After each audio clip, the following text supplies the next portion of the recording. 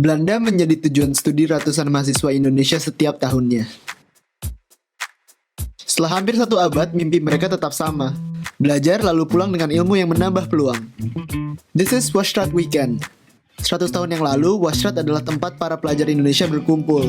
Nama seperti Bung Hatta, Agus Salim, dan Subarjo pernah menginjak tanah ini. Sekarang, giliran kami. Sebulan sekali kami berkumpul untuk menyiarkan pendapat kami tentang masalah di rumah. Hai, nama gue Alin, mahasiswa Communication Science di University of Amsterdam. Episode kelima dan terakhir ini, kita kembali ke latar belakang organisasi kita, PPI Belanda. Kita penasaran kenapa orang Indonesia suka sekali berhimpun, terutama yang sedang menjalani studi di luar negeri. We would like to find out how the need to belong becomes the root of this organization. So this is our conversation, brought to you by PPI Belanda. And supported by Transfest, cara paling mudah dan aman untuk kirim uang ke mancanegara. Hai guys, welcome back to Washrat Weekend. Sekarang gue lagi sama Revo, atau yang kita semua kenal sebagai sekjen kita. Halo. Hai. Iya. Gimana? Jadi lu nggak mau memperkenalkan diri dulu, kayak kuliah apa, kesibukannya gimana? Boleh? Boleh. Nama gue Revo Restiariandana. Gue sekarang lagi kuliah di Belanda, S2. Lagi ngambil Master in Strategic Management di Erasmus University Rotterdam. Terus lu dengar-dengar di PPI Belanda kan sekjen nih, lu mau jelasin sedikit gak kayak jabatan lu dan kesibukan lu sebagai sekjen setahun belakangan ini? Oke. Ya, jadi gue saat ini sedang menjadi sekjen atau sekretaris jenderal di PPI Belanda. Jadi di PPI Belanda itu memang dipimpin oleh seorang sekjen, jadi kita nggak ada ketua gitu. Dan ini udah bulan ke-10 gue. Wow. Jadi 2 bulan lagi insya Allah udah ganti kepengurusan. Ya semoga sukses lah untuk kedepannya semakin jaya lagi. Speaking of PPI Belanda yang kita sekarang kenal sebagai organisasi yang gede banget gitu loh, 27.000 followers Instagram dan 25,2 dan belasan PPI kota gitu. Sebenarnya gimana sih awal mula terbentuknya PPI Belanda yang kita kenal sekarang ini? Kayak how did it become like this in the first place? Oke, ya jadi ceritanya cukup panjang nih sebenarnya. PPI Belanda itu salah satu organisasi Indonesia yang paling tua, mungkin ya cukup tua lah, kurang lebih dulu 100 tahun yang lalu ya, pada tahun 1908 itu awalnya pelajar Indonesia yang saat itu sedang studi di Belanda itu berinisiasi membuat sebuah perkumpulan. Jadi namanya itu Indische Vereniging. Fungsinya itu sebagai media yang bersifat sosial, jadi untuk saling berkomunikasi, terus saling untuk memberikan pertemuan-pertemuan kepada pelajar Indonesia saat itu sedang menempuh studi di Belanda yang mungkin pada saat itu sangat jauh, nggak ada handphone atau nggak ada YouTube ya, belum bisa inilah untuk jadi platform juga ya buat untuk saling bertemu sesama Indonesia dulu awalnya.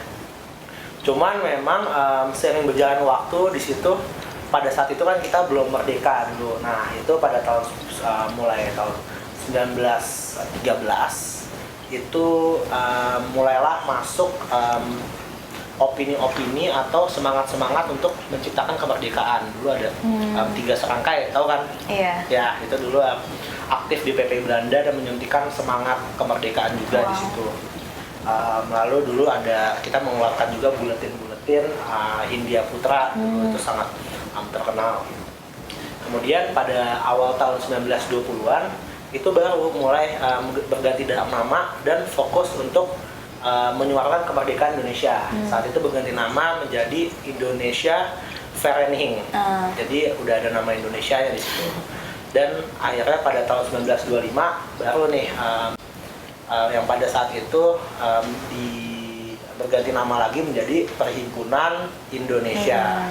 Dan saat itu setelah itu Bung Hatta, wakil presiden kita yang pertama, pada tahun 1926 menjadi ketua di PI atau Perhimpunan Indonesia. Itu awalnya. Jadi gimana tuh yang 1925 Perhimpunan Indonesia berubah menjadi PPI Belanda yang sekarang gitu loh? Kayak apa aja yang terjadi yang in the transformation process?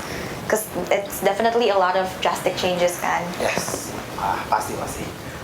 Ya jadi dulu itu kan kita PI itu atau Perhimpunan Indonesia menyuarakan kemerdekaan kita dari Belanda nih. Jadi pasti ya mereka mendapatkan pressure juga dari pihak negara setempat juga, yang akhirnya mungkin terjadi beberapa kontak langsung sehingga pergerakannya dibatasi karena mereka itu saat itu fokus untuk menyuarakan kemerdekaan Indonesia lalu memberantas kolonialisme di dunia. Jadi cukup influensial lah untuk keadaan Indonesia saat ini. Dan sering berjalan waktu juga karena ada pressure juga ya aktivitasnya juga berpengaruh kepada aktivitasnya. Jadi seringkali Perhimpunan Indonesia itu aktif lalu menjadi kurang aktif dan akhirnya pada tahun 1952 itu lahirlah pertama kali PPI gitu. Dulu itu belum Perhimpunan Pelajar tapi Persatuan Pelajar Indonesia dulu tahun 1952 didirikan di Amsterdam. Jadi dulu udah ada beberapa PPI kota juga nih. Lo dari Amsterdam kan? Iya, Amsterdam Ya, Pride. Dulu itu kalau nggak ada Amsterdam, ada Leiden, ada Delft, sama ada satu lagi nih. Gue perlu cek lagi lah, ada salah men-statement. Jadi dulu dipusatkan di Delft, tapi didirikan di Amsterdam. Itu cukup aktif untuk sebagai organisasi sosial yang membantu sesama pelajar Indonesia di Belanda. Lalu akhirnya pada tahun 1963 baru menjadi Perhimpunan Pelajar Indonesia di Negeri Belanda. Panjang banget ya. Panjang ceritanya. Kemudian mereka sempat aktif, sempat menjadi kurang aktif lagi dan akhirnya pada tahun 2006 ini saat PPI Kota itu sudah ada banyak, kalau tidak salah sudah 10 atau bahkan lebih dari 10 PPI Kota yang di Belanda menginisiasikan untuk mengembalikan atau melahirkan kembali PPI Belanda yang secara organisasi itu masih sama dengan yang saat ini. Jadi sejak tahun 2006 itu awalnya. Udah lama. Dan menurut gue, I personally find it so amazing how all those rich history kayak perkembangan PPI Belanda from time to time, dan kita bisa lihat kalau semua itu sebenarnya diinisiasiin dengan tadi yang lo bilang itu loh, kayak mereka butuh platform buat connect satu sama lain. Kenapa? Karena kita ya sebagai orang Indonesia, we have a collectivist culture and we need that sense of belonging gitu loh. We have this need to belong, dan gimana PPI Belanda awalnya ngefasilitasi itu semua. I just think that's really cool gitu loh. Kayak menurut lo gimana kayak? Ya, jadi cukup challenging juga nih. Kita ada 2.000 pelajar Indonesia di Belanda yang kita wadahi sekarang, yang terdaftar. Lalu juga kita bersama-sama nih punya ada 16 PPI Kota. Jadi sebenarnya memang core-nya atau yang paling penting itu PPI Kota, di mana mereka yang langsung berinteraksi secara langsung ke student-student atau pelajar yang ada di kotanya masing-masing, yang lebih dekat dengan pelajar Indonesia Belanda itu sebenarnya PPI Kota. Mereka yang paling penting, core-nya itu nggak ada mereka, PPI Belanda ya nggak bisa ngapa-ngapain juga. Nah, tapi di situ kita PPI Belanda mencoba memfasilitasi nih dengan sinergisasi, lalu advokasi juga apabila mungkin ada PPI Kota yang membutuhkan saran atau butuh resource lebih. Nah, di sini kita coba bantu untuk menyinergikan dengan PPI Kota lain dan juga pihak eksternal. Di sini peran PPI Belanda paling mungkin yang terlihat di bagian itulah, sinergisasi dan koordinasi. Beginsel van overdracht der soevereiniteit instaat. En ik mogen een beroep doen op allen loyaal in het nieuwe bestel mee te werken. Nederland staat tot helpen klaar, zodra en wanneer Indonesië daarom vraagt. Er spruit hier hulpvaardigheid voort uit een diep gewortelde... Welcome back to Worship Weekend. Jadi kali ini aku sama Mbak Elok yang sekarang lagi PhD di Groningen kan. Yes. Mungkin sebelumnya perkenalan diri dulu Mbak Elok gimana dan siapa gitu. Halo, saya Elok. Saya mahasiswa PhD di Universitas Groningen dalam bidang internasionalisasi pendidikan. International Pendidikan. Oke. Sebelumnya dosen atau apa, kan sekarang PhD nih, biasanya PhD kan dosen. Oh iya bener sih. Backgroundnya apa nih sebelumnya? Ya enggak variatif ya, saya backgroundnya emang dosen. Dosen di psikologi UI, di bidang psikologi pendidikan. Emang backgroundnya dulu psikologi pendidikan waktu S2-nya juga. Terus sekarang di Groningen lagi, kemarin soalnya aku kenal Mbak Elok gara-gara tentang kuesionernya. Mahasiswa internasional semuanya isi ya. Nah, ini bisa jadi ajang apa promosi sebenarnya kan. Risetnya itu soal mahasiswa internasional. Jadi well-being-nya mahasiswa internasional. Oke. Jadi sebenarnya episode Watchdog Weekend kali ini kita ngebahas tentang PPI-nya sendiri, Mbak. Jadi mungkin Mbak Elok lebih banyak tahu nih soal mahasiswa Indonesia dan di Belanda segala macam. Cuman kayak aku tuh lihat tendensi yang sangat tinggi untuk orang Indonesia terutama kayak berkumpul dan mempunyai kayak hierarchical structure gitu loh di perkumpulannya gitu for no reason. Kadang kayak kalau kita lihat gitu Mbak, Karang Taruna gitu. Kayak you won't find that in any other countries, you know. Terus mungkin PPI sendiri adalah mungkin orang Vietnam bikin perkumpulan sendiri, orang India bikin perkumpulan sendiri, tapi mereka nggak bikin hierarchical structure ini gitu. Mungkin kalau dari sisi psikologisnya gitu Mbak, kenapa why do you think kita punya tendensi yang tinggi untuk membentuk perkumpulan terutama diaspora mahasiswa di luar negeri? Sebenarnya ini ada banyak sebab ya, kayak faktor sejarah juga ada kan. Dari sejarah perjuangan kita pun mahasiswa dulu berkumpul ada.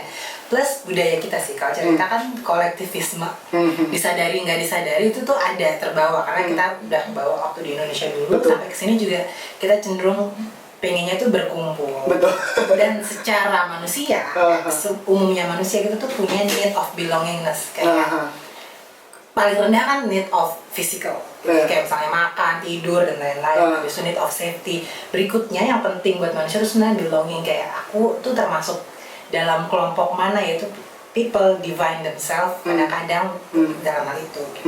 Jadi walaupun dia sudah di luar, dia tahu misalnya dia orang Indonesia, ketemu orang Indonesia lain itu rasanya itu part of me ya. Itu bagian dari kelompokku, makanya jadi cenderung berkumpul. Plus kebutuhan mahasiswa itu sebetulnya, terutama mahasiswa internasional itu butuh yang tadi disebutkan support system. Walaupun mungkin kita punya teman orang lokal atau orang internasional, pada masa-masa tertentu kita mungkin kayak capek misalnya ngomong bahasa Inggris atau kita pengen ngejokes yang orang sini mungkin nggak tahu. Nah, itu nyambungnya cuma sama ya teman sesama Indonesia. Akhirnya ketemunya di mana? Mungkin informally bisa, tapi ketika ada PPI itu rasanya kayak oke, ini lebih jelas nih perkumpulannya harusnya gitu ya. Logikanya ini berarti orang-orangnya orang bener nih kasarnya.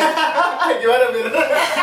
Orang bener nih yang PPI yang mungkin kedepannya ini bisa jadi network aku juga. Akhirnya jadi ada alasan tadi mencari belongingness, mencari kelompok, tapi ada juga alasan untuk jangka panjang orang-orang yang bisa jadi network sistem saya. Oke. Ya.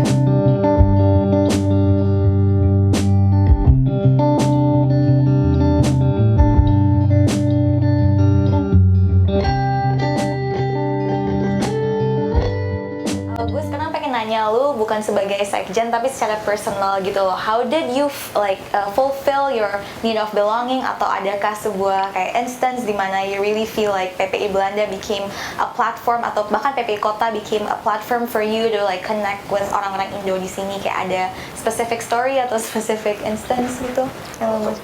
Mungkin dari secara organisasi dulu ya. Kalau dari secara organisasi ya kita ini PPI Belanda memang sangat aktif. Kita udah bikin sekitar 50 outcome program kerja. Lalu podcast juga selalu ada tiap berapa minggu?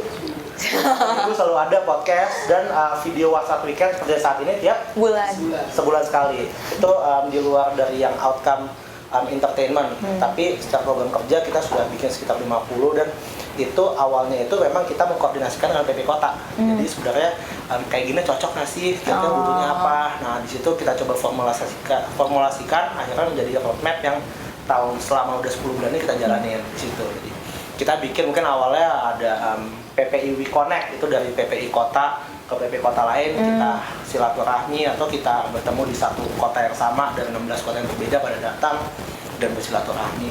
Terus juga kita coba nih, PPI kota kan punya program kerja. Nah, kita coba menciptakan insentif seperti awarding, jadi ada yang best desain. Itu siapa yang menang? PP Amsterdam. Ada best award di akademik, seni budaya, olahraga, dan lain-lain. Jadi itu mungkin apa yang kita coba bangun. Jadi kita coba untuk berjaya bersama nih, bareng-bareng sama PP Kota. Jadi nggak PP Belanda aja. Itu dalam konteks PP Kota. Lalu juga kita mencoba untuk mengembangkan SDM Indonesia, bukan yang ada di Belanda doang. Tapi ya memang kita fokus yang ada di Belanda. Tapi kita juga terbuka sama yang dari luar juga. Mungkin 90%, 50% program kerja kita itu terbuka untuk semua orang. Ya, di situ karena kita pengen mencapai berkontribusi nih ke Indonesia Emas 2045. Menurut lo gimana sih kayak program-program kerja atau bahkan terbentuknya PPI Belanda atau PPI Kota sendiri ini bisa kayak nge-efek, nge-impact hidup orang secara individu atau secara komunitas, secara berkelompok gitu?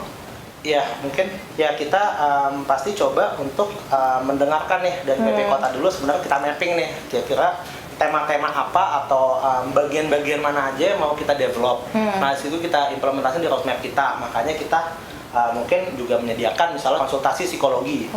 Pas difasilitasin itu kita kerjasama juga dengan pihak lain dan semua pelajar Indonesia membutuhkan itu gratis.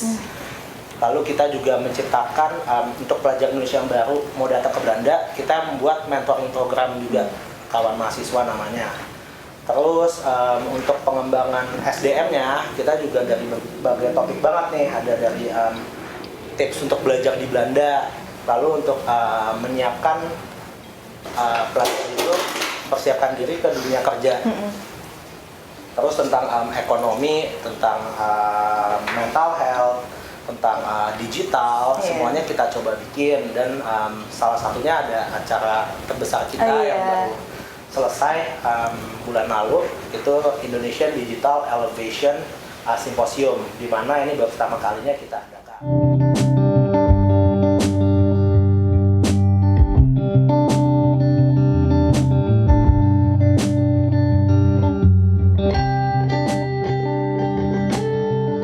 Back to Watch That Weekend. Kali ini gue sama awardee Stunet dalam rangka merayakan Stunet Day. Sebenarnya kita dapat pesanan order dari Nufik Neso untuk ngebahas tentang studi-studi atau tesis-tesis awardee-nya. Mungkin awalnya boleh perkenalan diri dulu, mulai dari Mbak Angel kali. Halo, nama saya Angelica. Sudah menyelesaikan studi saya di Universitas Groningen, ambil Master of Society Sustainability and Planning. Oke. Nama saya Muhammad Haikal Sanjaya, panggil Haikal biasanya. Saya study di Wageningen University and Research. Ini tahun kedua saya baru aja lulus sebulan yang lalu mungkin ya, tapi lagi nunggu graduation. Jadi saya ngambil environmental studies, fokusnya itu environmental policy. Oke. Sekarang namaku Maula Paramita, biasa dipanggil Mita. Aku sama dengan Haikal, kami seangkatan di Wageningen University juga, tapi ambil Development and Rural Innovation, baru beres Agustus kemarin. Oke. Jadi episode kali ini kita judulnya namanya I Need to Belong kan. Nah, kemarin aku udah interview psikolog gitu. Emang dia fokus ke researchnya tentang mahasiswa international student, khususnya subjek studinya khususnya mahasiswa Indonesia di luar negeri gitu. Nah, itu ada questionnaire segala macam. Dia bilang kayak by having this perhimpunan atau kelompok, kayak we felt that we are rooted to our background segala macam, dan itu menurut dia penting lah untuk mahasiswa Indonesia di luar negeri khususnya, karena kayak sometimes you just need a sense of home gitu, a sense of rumah di luar negeri, walaupun rumahnya nggak beneran building, it could be just like a group of people or whatnot gitu. Nah, tapi aku ngeliat lebih dalam lagi kayak sebenarnya this is nothing more than peer-to-peer support gitu loh, dan karena kebetulan semua orang di Belanda emang studi and mempunyai bidangnya masing-masing dan mendalami bidangnya masing-masing, aku mau cari tahu lebih lanjut kayak how does this peer-to-peer support yang gak selalu sama bidang bisa membantu studi atau nanti pas tesisnya segala macam gitu sih. Cuman tema kali ini mau lebih ke pengalaman Mbak dan Mas Mbak dan Mas pengalamannya pas saat nulis thesis atau mungkin lagi studi gitu. Karena kan emang backgroundnya dulunya satunya semua pada di Indonesia kan. Terus mungkin kayak how do you guys assimilate pertama kali pas datang ke kota masing-masing, Mbak Angel di Groningen, Mas Haikal dan Mbak Wita di Wageningen, itu tentu ada kan wadah orang Indonesianya di situ, yang strukturnya juga rigid gitu kan. Ada kalau di Groningen ada PPI Gron, di Wageningen ada PPI Wageningen. Mungkin dari Mbak Angel dulu, interaksi Mbak Angel dengan perkumpulan atau perhimpunan Indonesia itu bagaimana di Groningen? Apakah is it helpful or is it like doesn't really matter that much gimana? Mungkin boleh diceritain dulu. Jadi aku kan datang ke Groningen itu tahun lalu ya, bulan September, yang dimana tuh sebenarnya telat. Kayak pas in the middle of the study gitu baru datang, belum siapin kayak Verbalife, terus buka rekening dan lain-lain gitu. Jadi sambil berjalan PPI Groningen ya, itu dia cukup ngebantu sih, ngasih info tentang housing gitu, yang dimana kan penting banget ya. Kameramen kita homeless. Bantu info tentang housing, terus kayak ya pada dasarnya apapun yang kayak kita bantuin, yang kita butuh secara logistik lah, misalnya kan nggak cuma housing ya, ada misalnya info tentang kayak kalau mau beli barang-barang murah di mana, terus siapa yang mau ngasih barang-barang bekasnya dia gitu, dan lain-lain yang dimana kita butuh kan sebagai mahasiswa di negara orang. Itu satu, PPI ngebantu soal tentang informasi. Terus yang kedua, mungkin karena aku itu angkatan corona ya, jadi dimana semuanya itu kayak interaksi kita jadi berubah banget tuh, yang tadinya kita fisik terus jadi kayak ke online gitu, dan PPI pun acaranya juga jadi berubah kan ke online semua. Jadi jujur aja engagement ke PPI waktu itu nggak terlalu yang deket-deket banget, paling cuman kayak oke nih, kayak gue kayaknya butuh info soal ini anak-anak PPI tahu kali ya, jadi kayak mantengin grup-grupnya gitu, atau kayak link-link yang mereka suka kayak kasih di grup gitu ya, paling sebatas itu aja sih gitu. Cuman mungkin kalau misalnya aku studinya di tahun ini gitu, yang dimana corona di Belanda kan udah mulai pulih gitu, dan mungkin aktivitas PPI juga mulai kembali seperti kayak dulu, mungkin aku akan lebih banyak tertarik juga kayak acara-acara mereka, soalnya kan kadang-kadang kita kuliah udah online, terus kalau ada event online lagi mata ini lelah gitu kan, ngelihat layar terus gitu. Jadi ya mungkin salah satu faktornya itu kenapa aku agak-agak nggak terlalu pengen join event, dan gak cuma PPI doang, maksudnya acara-acara apapun kalau misalnya itu online kayak gue udah capek deh gitu kayak, karena kuliahnya juga udah hektik banget kan waktu itu. Tapi jadi secara physical ada kayak semacam safety net gitu ya, or at least a guidance from the one yang udah ada gitu. Kalau di Wageningen gimana misalnya? Nih ketuanya kalau nggak aku marahin nih. Ya kalau pengalamanku ya, nanti Haikal boleh lah nambahin ya. Jadi kayak itu apa ya, menurutku kok natural gitu ya. Artinya kita kan datang ke tempat baru gitu loh, medan baru, dan kita yang udah ada di situ duluan tuh bakalan ngasih tahu yang newcomer ini loh bahwa oh ini cara dapat apa, misalnya beli groceries atau barang-barang ya kebutuhan untuk survive lah. Itu kayak ya dibantu gitu untuk settle up gitu pas kita datang dan sebagainya. Dan juga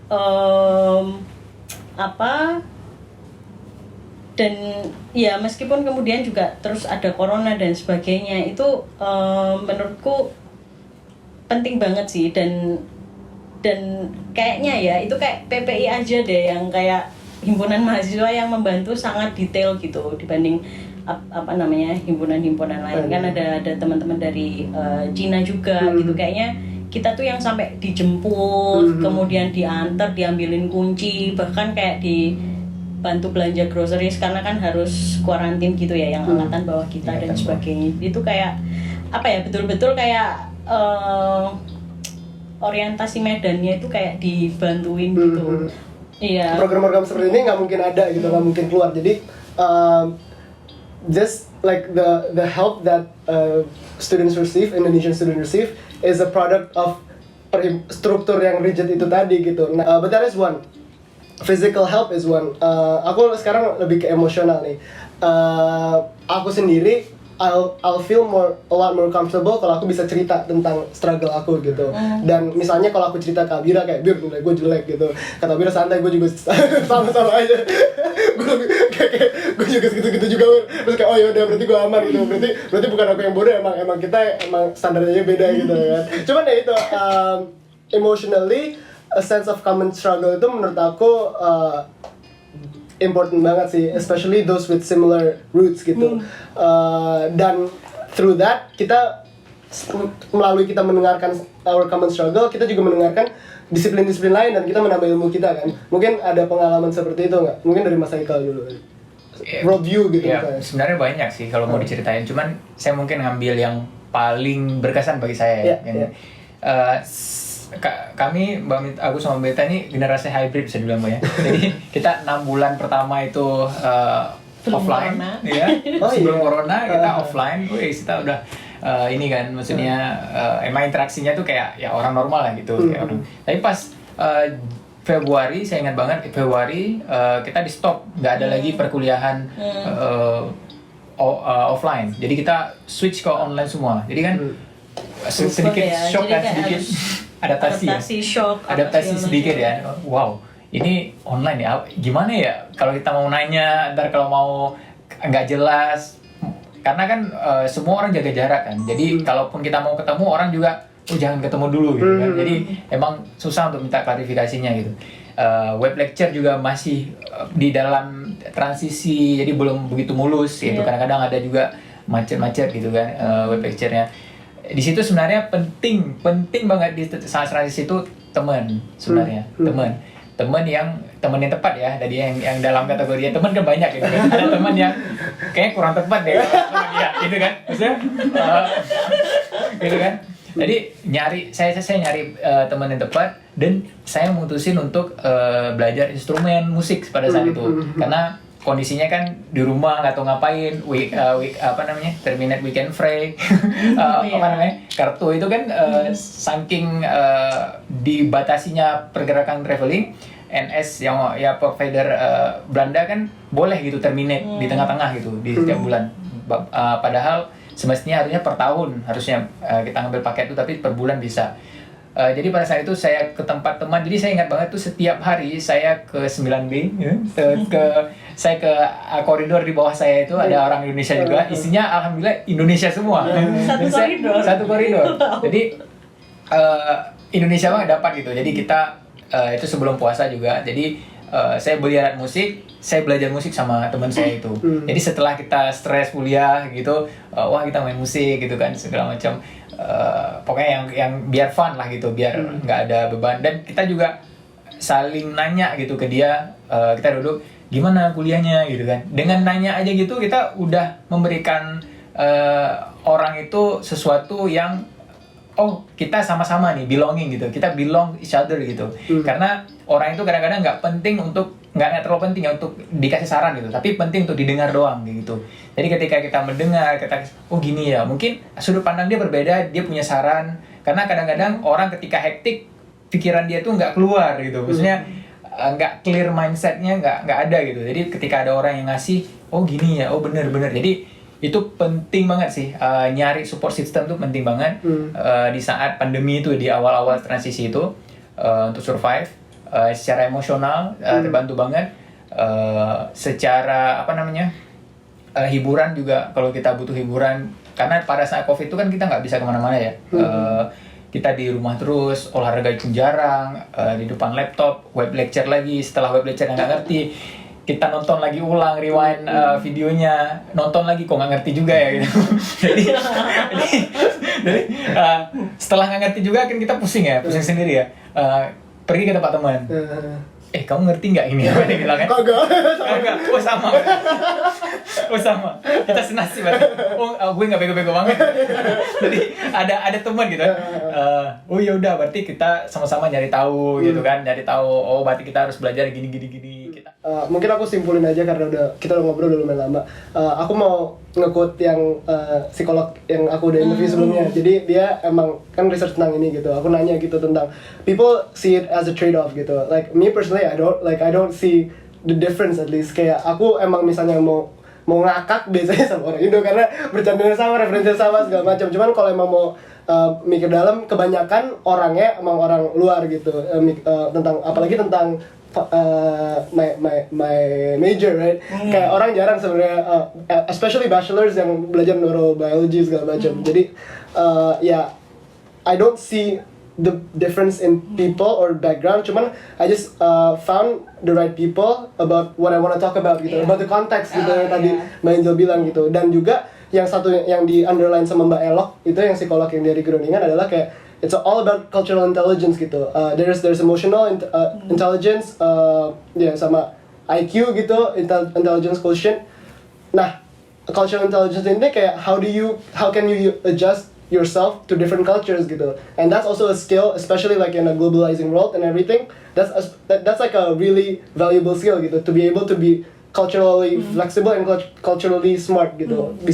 Bisa nimbrung dan bisa membuat membuat value lah dari setiap culture yang kita interaksi gitu.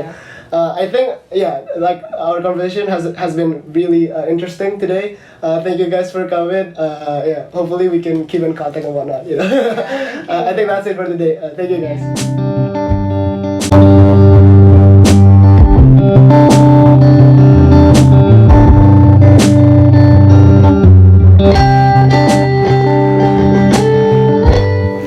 Gue juga setuju sih, kayak other than finding a sense of community and finding actual friends and a sense of family, gue juga benar-benar grow in terms of kayak bisa belajar new skills by joining a certain organization. And I guess that's what comes with a good organization. Kayak it gives you a network, but it also teaches you valuable life skills that you'll need gitu deh. So I think it was a good conversation ya. Kayak makasih banyak udah ada dan udah mau ngomong on behalf of the whole PPI Belanda. And good luck buat 2 bulan kedepannya. Semoga everything goes well. Amin. Dan yes, I guess this is it from Washrat Weekend. Thank you so much for your support throughout all our episodes, and we'll see you next time. Bye!